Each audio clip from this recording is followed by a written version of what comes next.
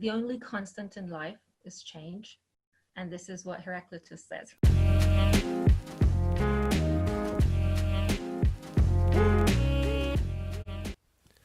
Hi all, it's Sean from Tribe. One of my favorite parts of running Tribe is the opportunity to meet talent across all parts of the world. In this vlog, we meet one of our Tribe members, Sarah Hajipour, who is based in Los Angeles. Please enjoy our interview and chat as we explore why Agile and Sarah's experiences makes it all so intuitive to how she has applied Agile in complex environments. Feel free to reach out to me on LinkedIn if you'd like to be featured in our future vlog. Always up for a chat. Thank you guys and keep safe. Of all the things you could do, Sarah, why choose Agile? I think what's fascinating about Agile is that it's very intuitive. It came out from the best practices. It was not designed as a methodology that people have to work with. It came from best practices. It came from the pains that the IT teams were dealing with. Altogether, I think it's in line with the way I have been doing things, the way I have been thinking about doing my projects, the approach that I have. The Agile values, basically the lean, the transparency, the collaboration, the trust, and a lot of feedback. I think that's what can help projects big time these days. Yeah. It's intuitive. That's the first term and word that you used, and it just makes sense. And when you're operating in that vein, it fits.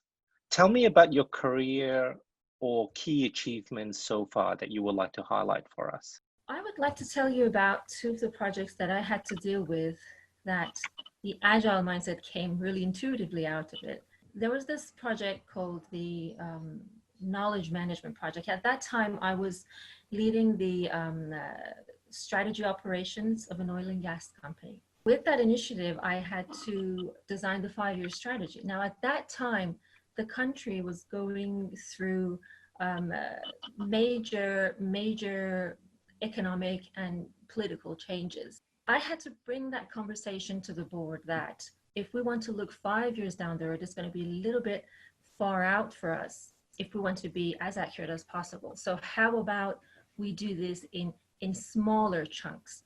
Now, this is where the Agile mindset comes in play. Yes. Now, what the mindset says is that we want to make sure that we're actually delivering based on what the customer is asking us. Who are my shareholders for this energy company?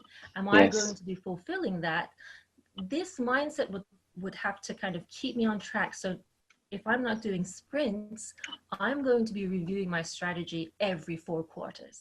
Yes. Right? So I'm not going to be looking at 5 years down the road, but I'm going to be looking at 1 year down the road. And then I'm going to keep with the retrospectives, with the feedback that I'm getting back, I'm going to keep adjusting. I'm going to keep looking at my goals again and see if I have to pivot or do I have to persevere. I successfully could basically have the board, have all of the functional business managers that I had to speak to about this. Everybody from the leadership had to go through the training about what it is that we're speaking about, because it was a huge knowledge management initiative. Having basically leading the leadership was a great experience, having all of these brilliant minds to come in line with the new way of thinking and new way of working. Fabulous. What timeframes did the whole project take from start to finish when you were there? 2011 we started. 2012 it started basically the buy-ins. Yes. The buy-ins of that, and until 2015. Yeah, that's huge. And with a company like that, I would imagine there to be many stakeholders, many customers that you had to answer to, basically. Different teams, engineering teams, procurement teams. This is besides all the functional, a projectized company that had these multi-million-dollar projects, and at the same time the functional business managers that had to run on the headquarters level. Everybody was at a different level, which is what made it really amazing. What would you give as an advice to someone who's quite new, like to Agile or even to management? what advice would you give them based on that experience of how to deal with complicated, many multi-layer organizations like that one? How do you keep everyone happy? I would say we need to start first with kind of having a coherent understanding of what the problem is that we're trying to solve. When we talk about change management, a lot of times, there is a bottom-up approach, and that's great, right? However, when we're looking at, I'd say, transformational efforts, we need both sides. We need the support of the leadership, and we need to have them understand what's going on. We cannot leave any layer of management outside. Yeah, absolutely. Yeah, tremendous. Thank you so much for that, Sarah. Let's move into some personal questions now. I would like to ask Sarah, who has inspired you along the way? Well, I would say that the only constant in life is change. And this is what Heraclitus says, right, many, many years ago. Yes. And the agile mindset, basically, why I keep saying agile mindset, because tools change, frameworks keep evolving, and agile frameworks are going to keep evolving and evolving as so far as they had in the past 18 years. Right? Yes, yes. What matters is the understanding that since change is a norm to the human evolution, to the evolution of the species, of everything on this planet, we need to be able to have that flexibility. We need to be able to understand that. So that very much in lines with Agile. I remember that the first time when I was doing project management, specifically when you're in a very hierarchical company, right? Everybody, and especially when they're older companies that have been doing things the same way and have been getting great results throughout the years, for them it's a bit tougher to be more flexible, to look at things as if they can change, to kind of do things differently, new ways of work, right, and all of that. I think that it took time for me to learn in the very beginning of my career, but it was so intuitive that eventually I figured, if this company wants to survive, if you want to survive in this industry, in this day and age, it is a no-brainer that you need to be adapting. And yes. we know the decisions that we're going to make, if they're going to be 100% giving us the result we want. Why? Because on the other side, there's other human beings who have to approve of our work. And that is the products that we're going to hand them. Another piece that I would love to add is the systems thinking approach. Yes. How is it that in business school they teach us, okay, marketing impacts sales and impacts finance and impacts procurement, everything impacts each other.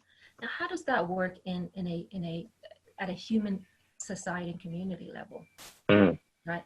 In order for us to be able to have an impact, we need to understand what is our impact as a ripple effect. So systems thinking, I think, is a very key element, and it is actually spoken of in Agile, and it is a way that people are starting to understand and starting to learn, because we humans are not very good at seeing very far out. We're not. Yes. Yes. So practicing that with Agile helps you practice that. Thank you so much. What are your career aspirations, and what drives you towards the future?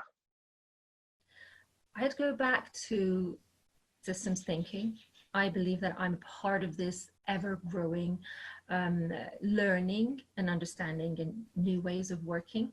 I can bring my experience, I can bring my skills, my talent, and my passion to make the world a better place, basically, bottom line.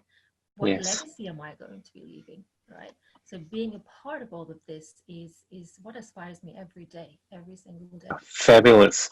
If you could say something to your 18-year-old self, Sarah, what would that be? Maybe I would tell her to take it easy, and change is gonna hurt, but it's worth it. Yes. I would tell her to persevere, but pivot also. when you must. Really don't worry too much, because everything will fall into place eventually. Sarah, I loved all your answers. They were all to the point, very insightful. It gave me some really good insights about who you are and what you have achieved. I'd like to thank you for your time. Is there any questions or comments or final closing comments that you would like to make about the world of Agile and where you would like to go moving forward? I would love to insist that for all of us who are working in the Agile field to get a better understanding of servant leadership. Because Yes. of the way that we have been thinking and working at a human consciousness level, as a human society, has been more so of a being directed and follow orders. But now we're being encouraged to let everyone find their wings. And as Scrum Masters, as product managers, as anyone who is contributing into the Agile world, it is about helping people to find out their superpowers. It is about contributing into innovation by empowering people and letting them think, saying it's okay to make mistakes, and allow that to happen. Altogether is my final comments and statements about Agile. Thank you so much, Sarah. That was really nice. Thank you very much for your time.